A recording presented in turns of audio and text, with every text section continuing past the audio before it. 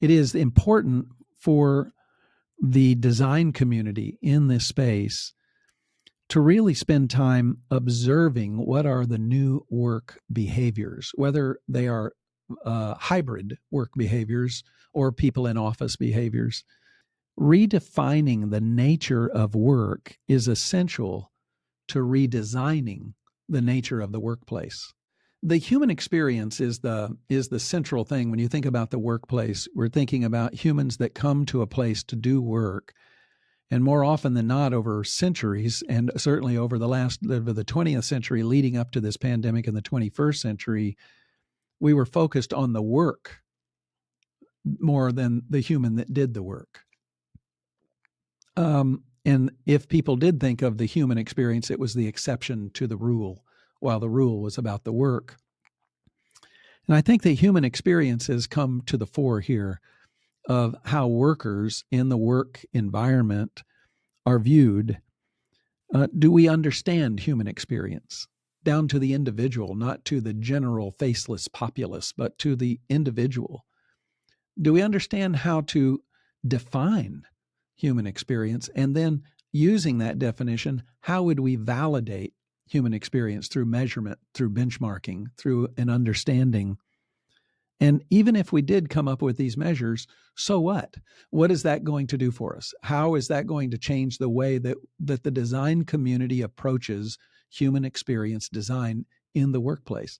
These are things we talk about, we read articles about, but who is actually putting their heads down and diving deep into the psychology of the human worker within the American office context, the knowledge worker context, and saying there's a better way. There's a better way.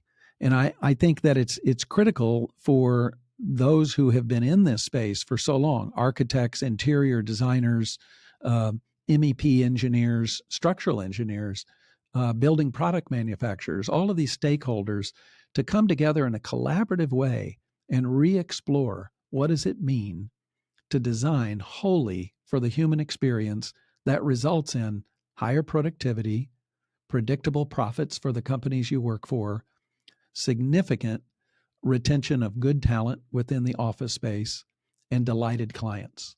Well, the office is going to be critical regardless. It's essential to bringing humans together. You have to have a place to sortie, to bring everyone together. And when you do that, you have to have environments that are designed from the moment you approach the door through the entire experience of being in that space to even the exiting in that space has got to have collaboration front and center. People will come to office not to just sit anymore in a cube by themselves. They want to come to interact with others. Mostly we build a space and we force humans into these boxes, as opposed to saying, hey, we've got it backwards. Can we see how humans behave and design space that is adaptive to the human experience? The work and office has to be a place where people can come together, not show up and sit in isolated places. There are times, though, for people to have isolation. There are times when we need private think time, private conversation time, private work time.